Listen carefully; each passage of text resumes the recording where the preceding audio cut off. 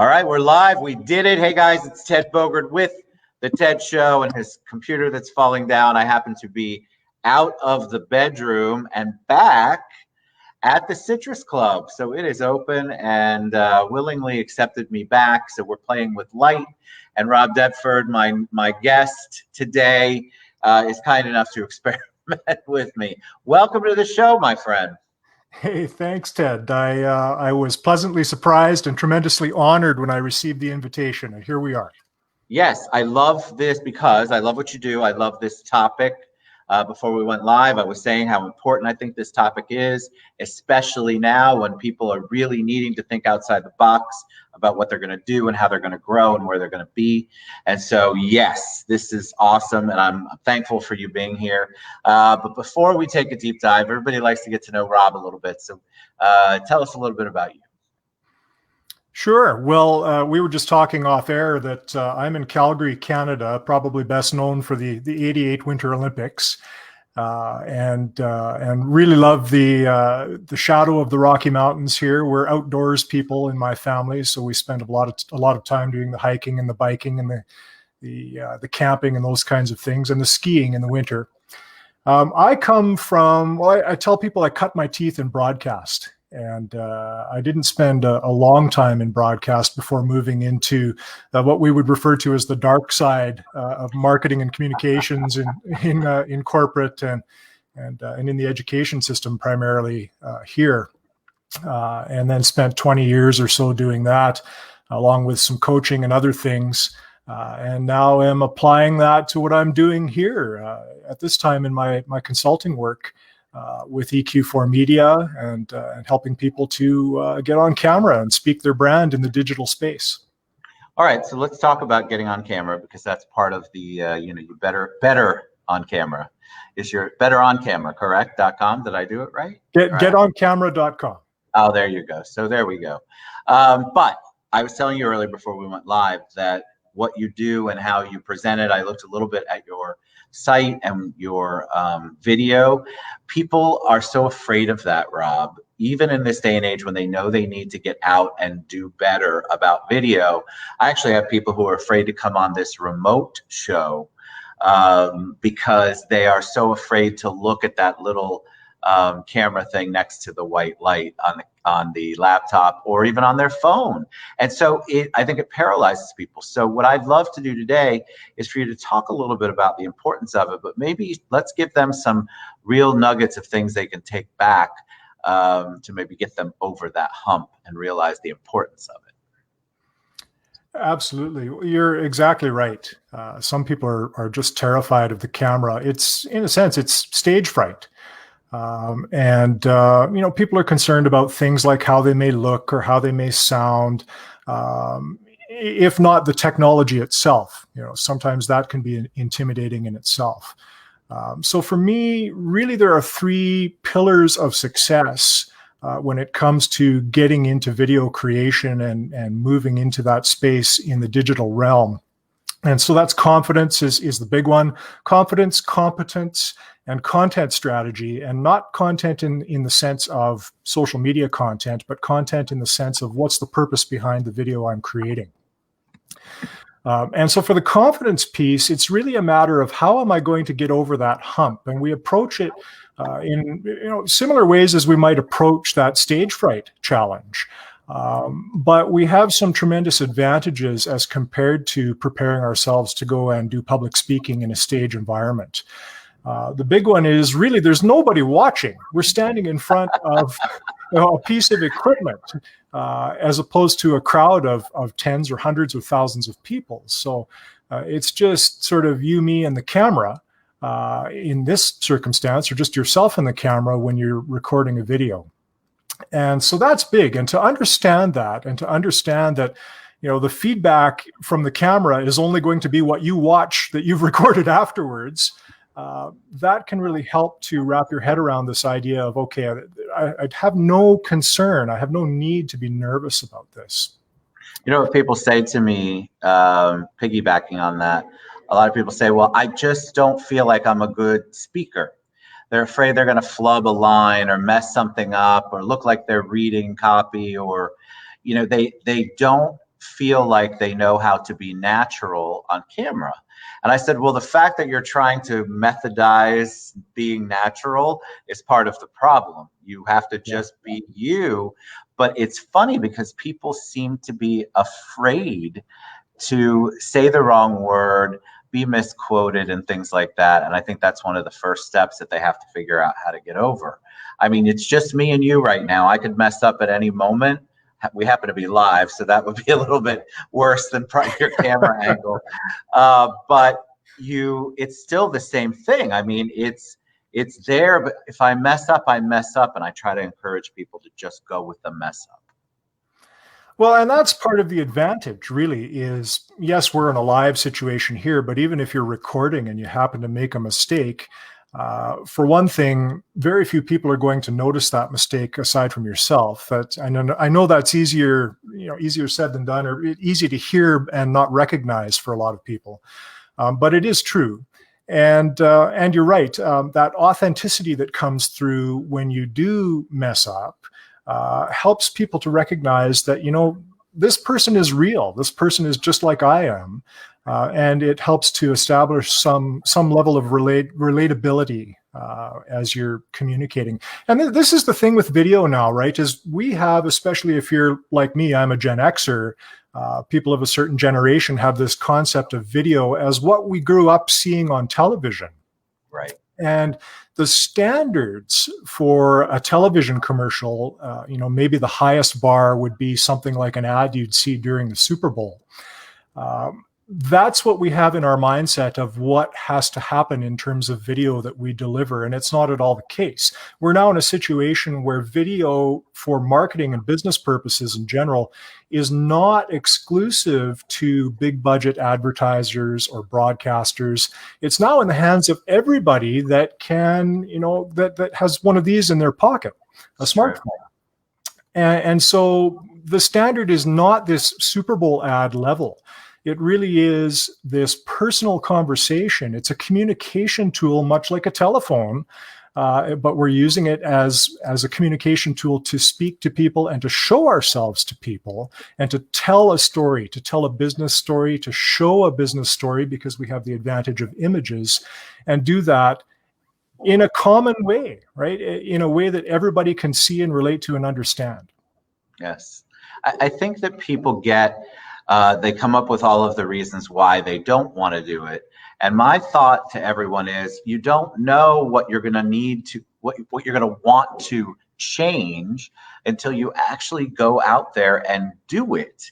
I have somebody who loves to do podcasts that was so frightened to take their business to a video level because they did purist kind of podcasts, just all audio, everything audio, nobody recording anything. And I thought, well, you're so good on the podcast. Why are you letting that camera, that fear of that camera direct you? But that's how overwhelming that fear is. Yeah, there's no question. It's camera shyness is real. Right? It happens in my own family. My wife and kids are the same. They don't like to get in front of the camera necessarily. And the only way really to get past that is to start experimenting with it. And when you're doing it in the privacy of your own home, or sometimes in your car. I did a video last week about starting out in your car, which is your own private soundproof studio on wheels. Right. And starting in those kinds of environments and just replaying those videos back to see yourself. And then from there, you can progress to maybe showing it to a few close family members or friends and get some feedback from them and start to establish that level of comfort. What do you think from a business perspective, since you do this and you do this with businesses, difference in marketing impact? Because I have a lot of people that say, well, I'm old fashioned. I like to, I don't know, they do mailers or something like that. I'm not opposed to mailers, but just as an example. So they don't see the financial impact that it can have or the impact on their brand. Can you talk a little bit about that? Yeah, this is where I talk about the risk of digital Darwinism. I think I first heard that term in around 2016, becoming more prevalent anyway. It's been around much longer than that. But around that time, I was watching the Sears empire sort of fall apart, right? And Sears being this giant retailer that could have potentially been Amazon because they had the structure, but they didn't move quickly enough to the online realm. Right. And so, this is kind of the position that a lot of businesses are in, where they really need to be making a digital transformation. And yes, it has been slow to come. But now, especially now, when we have this global pandemic pressure on us, and a good reason to be doing more business in the online space, a lot of businesses are just finding themselves not prepared. And so, when we look at video as a piece of that, video is really the most powerful piece of your marketing and communications in the online space. Because it allows you to make a connection with people. Again, we go back to this relatability. Even statistically, 72% of consumers already would prefer to learn about a product or service on video, and that's a HubSpot stat.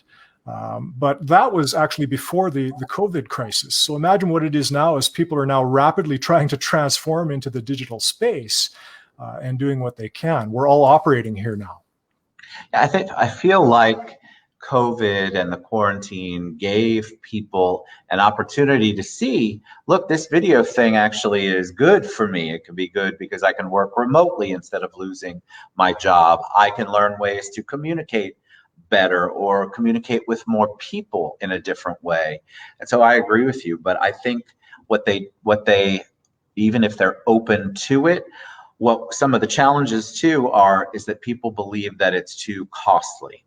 And so most of the time, and I'd love for you to take us through when you're talking to a client, I ask people right off the bat, have you actually done a video of yourself yet? Like, if you even tried it, you've obviously taken the selfie, because I'm not sure I know anyone in America who hasn't,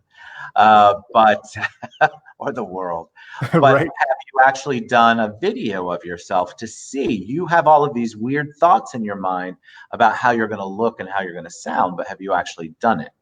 And the majority of people haven't. They don't even take that first step, Rob. So let's talk about how you can come on camera in a way that isn't so outrageously committal as far as money and time go. And then I want to segue to what you do and how people can utilize your services. Sure. Well, the easiest way is, as I said earlier, everybody's got a smartphone in their pocket these days.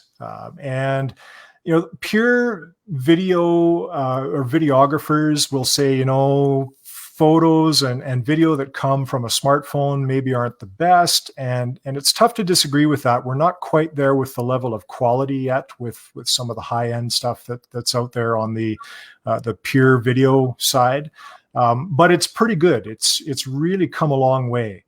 And because of the convenience and because it's there in your pocket and it's not going to cost you anything extra, that really is the easiest way to start. So that's certainly the way I start out with clients is, let's go to your smartphone. In fact, when you go to getoncamera.com, there's a free mini course there that is all about getting started with your smartphone, why you should do it and how you should do it to get started. And make those first few steps into the video space. And you're right, many people have never done it. They've never tried it. And so they're in a position of wondering just what to do to take those first steps. And so let's say they've taken the first step. I know a lot of people who are like around my level of knowledge, but they feel like the next step is a giant leap for all mankind or womankind as far as getting into the digital space. So somebody's at a place where they have done some video, they feel comfortable, maybe their social media is sort of engaging, but they need extra help. That's where you can come in and talk to them. So what does a client look like that comes to you, and then what are some of the things that you do or help with to get to the next level? So many of my clients are like me, right? They're Gen Xers that didn't grow up with the internet at their fingertips, and so they're trying to figure out, how do I now establish myself in the digital space? And what we would tend to look at is, okay, what's your business model? What have you done successfully? What are the operational pieces that can move potentially into the digital space and function well there? And then what is the purpose of being there? And I talk about creating your business case on video. CASE being an acronym, so content, advertising, sales, and education. And that all comes together, different purposes in each of those areas. But they all can work together collaboratively, in a sense, to help to elevate the brand of a business. And really, that's the biggest advantage of getting video out on platforms like this, like YouTube and LinkedIn and Facebook, is to help establish that presence and build the brand and get some of that trust that you need to bring customers in and feel comfortable with you. And if they're not going to do business with you, at least going to become fans potentially to help you spread the word of your brand. Because I think people then get caught up on the branding side and they think, well, I don't really have a brand. And I would challenge anyone who says that, because I think everyone's got a brand, something they're known for. Maybe it's not a developed brand. Maybe you haven't thought about it as a marketing tool, but you definitely have a way of doing business that people remember you by. That's really kind of what a brand is all about. They look at the brand and they know immediately, hey, Rob does amazing videos for businesses. Well, even if Rob hadn't branded himself as that, he's already that brand. And so I think people get caught up. What can someone do if they want to go next level, like with you? Would they need to go out and get all of their own equipment? Would they need to hire a whole bunch of people before they come to you? How does the process work? No, this is the thing. My message fundamentally is you don't need a crew or expensive equipment. We just need a strategy first and foremost. So when clients come to me, that is the initial discussion is really, what do you want to do? What do you, with your digital transformation, right? As you move into the digital space to prepare yourself for what's coming, for this transformation that's happening out there in terms of consumer behavior, what do we need to do to get in alignment with that? And more often than not, it's let's create the strategy, let's understand what we need to put together in terms of that business case, right? The case model to be most successful for your type of business. And on the branding front, it really is, yes, it's the brand of your company, but there's an element of personal branding too. And a lot of that has been lost over the last several years. But if we think about it, Walt Disney did it really well back in the day, where he actually showed up on camera himself. We would see him on television introducing the different Disney pieces that were coming on television. And we haven't seen a lot of that. We see more of the product lately when we see what companies are doing to put out the image of their corporations. But people don't want to be friends. They don't want to be aligned with necessarily soft drinks or cartoon characters and so on and so forth. They want to know the people behind the brand. And so that element of personal branding is what helps to establish the trust and the relatability that's going to help a business really grow in the digital space. So if someone says, I'm a landscaper, I see one out there, or a pool cleaner, I see one out there where I'm looking. Do you say to them, all right, yeah, your industry doesn't need a digital stamp? Would you say that to those people? Or do you think that every business has a wonderful potential to do something digitally and transform? They all can. They all can. And this is what we're seeing now, especially under the current circumstances with the global pandemic. Yes, hair salons can't give haircuts over the internet, and restaurants can't serve food through the internet. So these types of service businesses, there are certain things that can't happen in the digital space. But that doesn't mean that other parts of the operation shouldn't be there. And certainly on the marketing front, I think there's room for everybody to be at least doing something on Facebook or Twitter, or a platform that's right for them. If you're in the restaurant space, Instagram is great because of, we all like to look at food pictures, right? We do. So there is opportunity someplace for virtually any kind of business with the right strategy. And I think that we really need to be thinking ahead. The Canadian is going to come out in me here because I always bring up the Wayne Gretzky quote of, I don't skate where the puck has already been. I'm going to skate where the puck is going to be. And Right. This is the way we need to be thinking. Where is the puck going to be? What is the next thing? And the next thing really for business of any kind is establishing this presence in the digital space.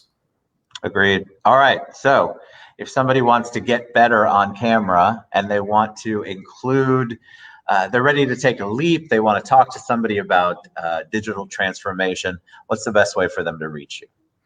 Well, getoncamera.com is the website. That's a great place to go. I'm pretty active on LinkedIn, so anybody can reach out to me on LinkedIn.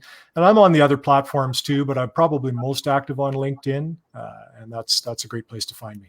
LinkedIn's easy. That's where I find him. Yeah. It was awesome. I think more people should definitely, you really need to get on the bandwagon of anything digital, guys. I think it is just people now, the consumer also has gotten used to it. So think about all of your consumers that are your bread and butter. And if they have gotten used to it, then you really need to rethink, which is why people like Rob can help you do that. You don't have to do it all by yourself. Isn't that good? All right, Rob, thank you so much for being on the show. Lots of good words of wisdom. I appreciate it. Hey, my pleasure, Ted. Thanks so much. All right, we'll see you guys soon. We're out. Reach out to Rob Deptford and get better on camera, correct?